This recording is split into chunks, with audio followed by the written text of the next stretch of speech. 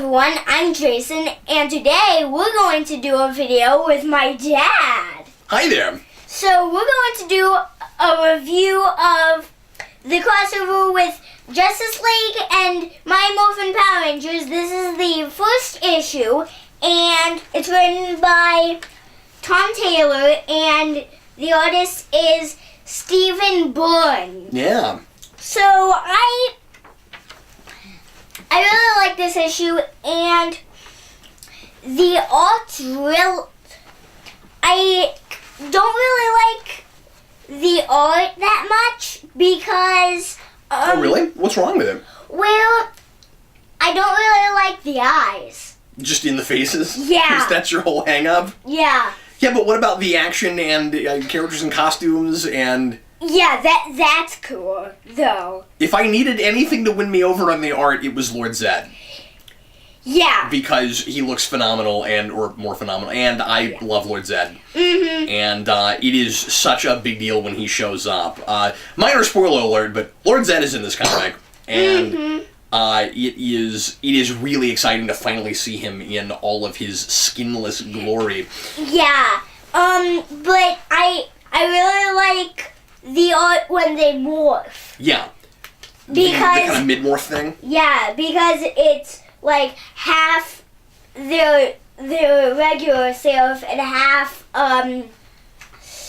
yeah, it looks like suit. we're actually morphing, right? Like physically metamorphosis is happening. Yeah. That's really cool. Why don't you tell us a little bit about what happens in the issue without spoiling too much? Okay, so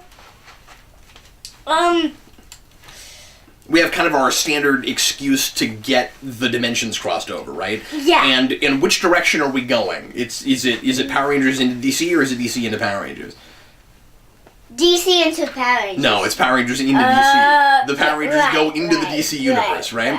Mm-hmm. And so something happens in the command center with Lord Zed. Yep. That opens up a rip in the space-time continuum and gets us over to the DC universe, which is a real, like I said, standard thing to do with crossovers. We have to come up with some reason to cross the dimensions because we don't want to pretend like these characters have been in the same universe, and because we're doing two specific versions of them. So it is the Boom Power Rangers, and it is very specifically the post-New 52 Rebirth Justice League, and it's those costumes.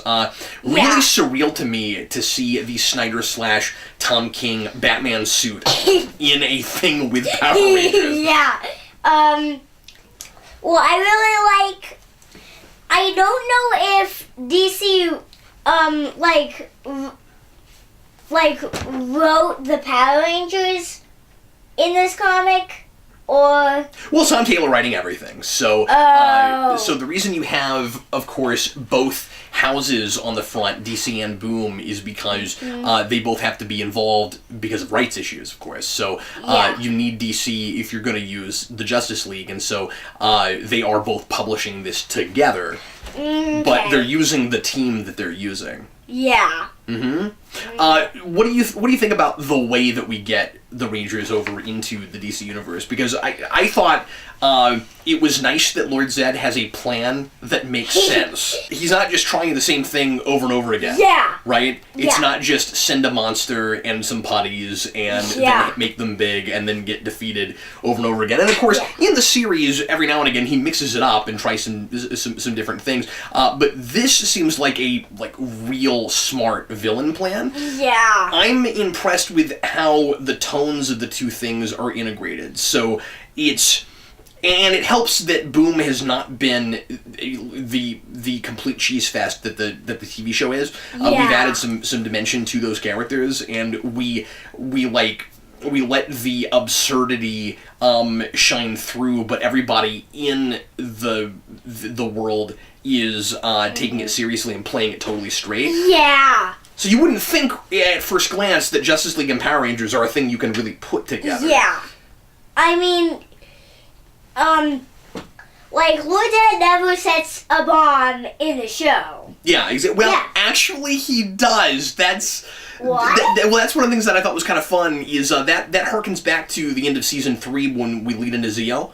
Because we blow up the command center there. Yeah. And I'm very excited to eventually, hopefully, see more of this version of Old Zed in the Boom comics. Because right now we're still in Rita Repulsa territory. And we've seen him one time in an annual. You remember that? Yeah, I do. The 6-page story in that annual. And he was great there. But we finally have him as the villain of a story. And weirdly, this crossover is his introduction for us for the Power Ranger Boom comics. And of course, they jump around time periods a little bit. So this is just beginning of season 2 as far as I can tell. Well, it would have to be, because we got Green Ranger. And it seems like Rita Repulsa is nowhere to be found.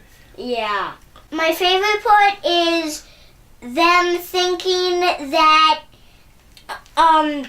that Batman is one of Zed's monsters. It's funny, and that's maybe too absurd even for this material.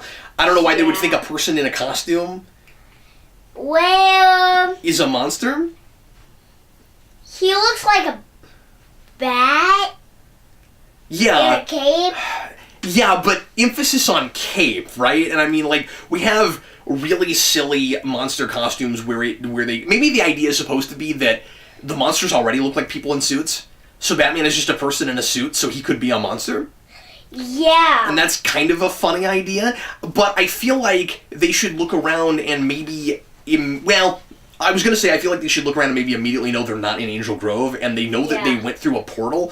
So I'm not saying that they immediately would know they went to another universe necessarily, but then, I don't know, big city at night, if you haven't covered like every square inch of that city, you wouldn't necessarily know what all the back alleys and things look like. So maybe, but I did think that initial reaction was kind of funny, and it's your stereotypical format where your two crossover heroes must fight each other. What do you think of that? I mean, like, you haven't read a whole lot of these kinds of things yet, but like, do you want to see the heroes fight, or do you want to see them immediately team up to go against a villain? Like, is that fun for you, or is it kind of dull because you know where it's going? Well, like, you know they're going to be friendly later, right? Yeah. Like, you know they're going to get together, and they're going to team up, and they're going to go up against the bad guys. Yeah, well, it's kind of both. Okay. Because I'd love to have them kind of have a DC Civil War. Oh, okay. Against another properties comic. Mm-hmm.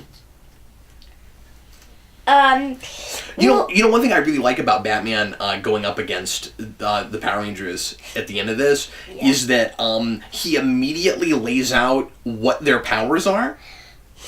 Because one of the things that's always funny about Power Rangers is we're always really vague about what their actual powers are, so that we can kind of just allow them to do anything we need to for a particular moment. And so they morph, and they're wearing suits, and their being in suits seems to just be their power sometimes. Because a lot of the time when they're fighting, they don't seem to be doing anything all that much different from what they would be doing out of costume, right? And then every now and again, you get something like Tommy's corkscrew kick in the movie and stuff like that, and they can jump super high and stuff like. So like there are some specific powers that you can kind of glean, but right away, Batman like tells you what the rules are. He's like, oh, I can tell that they have advanced strength, and that they have advanced speed. Yeah. And like, he tells you what the powers are. I kind of appreciate that. But what about Flash?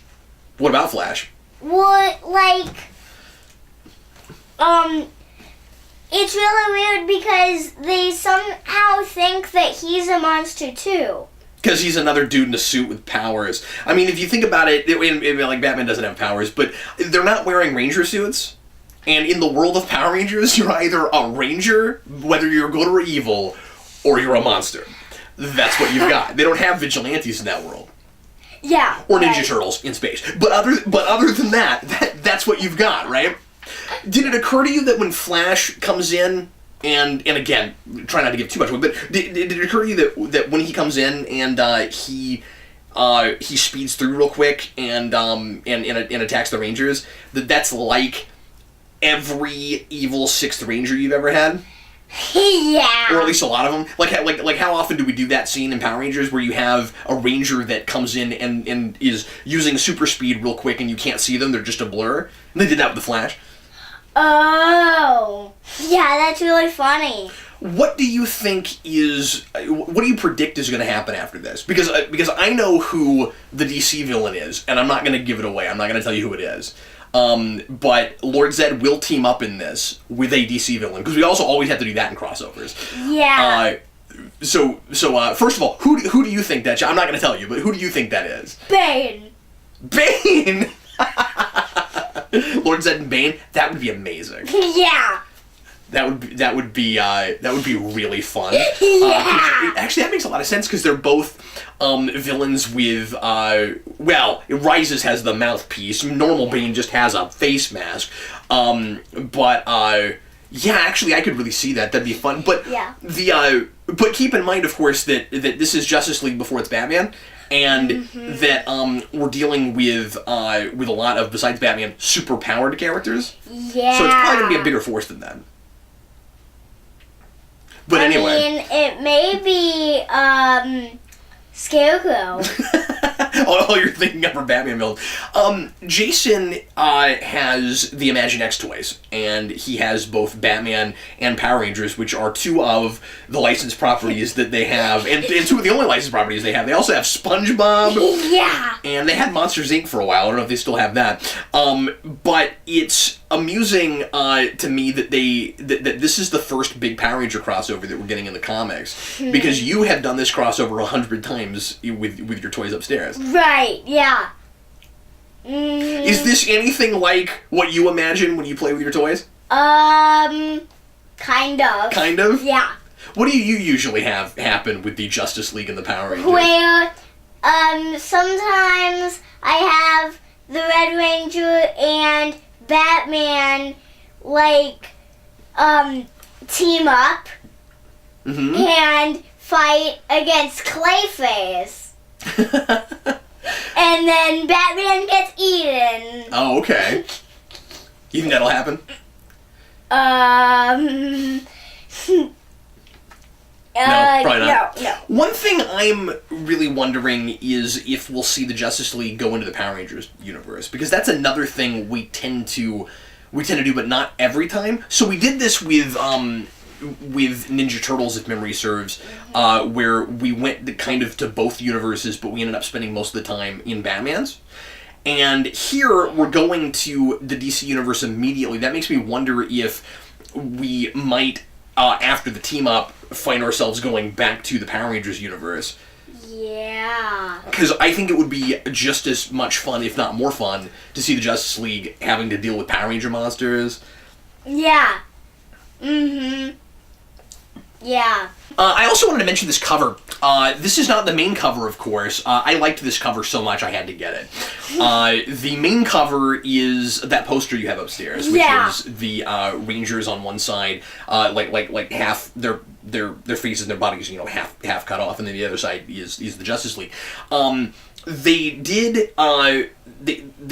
alternate covers, and I think there are 6 of them. There might be more than that. But the main 6 variant covers are each of the Rangers with another Justice League member. And I love them, and I kind of want to get them all, and I probably won't, but I kind of want them. But I had to have this one, because it's Batman and the Pink Ranger diving into putties. And I think it's just an absolutely fabulous image. That is a lot of fun. So did you think this was a really fun comic? Yeah. Would you say that it was, I mean, obviously I wouldn't have let you read it if it wasn't, but do you think this is real, kid appropriate? Yeah. Like it doesn't feel too dark and relentless. We didn't darken up the Power Rangers. I don't feel like we too darken up the Power Rangers or too lighten up the Justice League. I think it does a really good job, like I said earlier, of integrating the feels of both of those things. The flavors of them. I think they kind of darken the Justice League and lighten the Power Rangers. Oh, I wouldn't agree with that, because and I'm not talking about color-wise. I'm talking about personalities and things. Right. That's what I'm talking about too. Well, like if we don't lighten the Power Rangers. The Power Rangers, that is the cheesiest thing on television. I think we it helps, of course, that we already have a particular tone built for the Power Rangers in Boom, and this is that version of them. Mm-hmm. Yeah. And so again, it's absurd, but they don't know it. Mm-hmm. And there's a little more to them, and the mythology and the rules of the technology and stuff make a little more sense than they did before. Yeah. Well, the coolest thing about this issue, about this cover, is that Batman actually goes into the pterodactyl. Yeah. Mm-hmm. And I guess that's why it's the Pink Ranger and Batman. Yeah, I wondered that when I got that. Like why specifically the Pink Ranger and Batman? And I just love and you're right, it's because they have some interplay at the end of this. I just love the juxtaposition of super dark, in color, and no nonsense Batman with the Pink Ranger of all Rangers riding on his back. Yeah. That's fantastic. Anything else you wanted to say about this? No.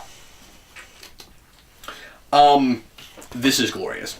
Yeah. This page is wonderful. Like, you want that as a pinup in your room, right? Like, Well, everybody, we hope you like our review of Justice League and Mighty Morphin Power Rangers. I'm Jayson. And I'm Captain Logan. We'll see you next time.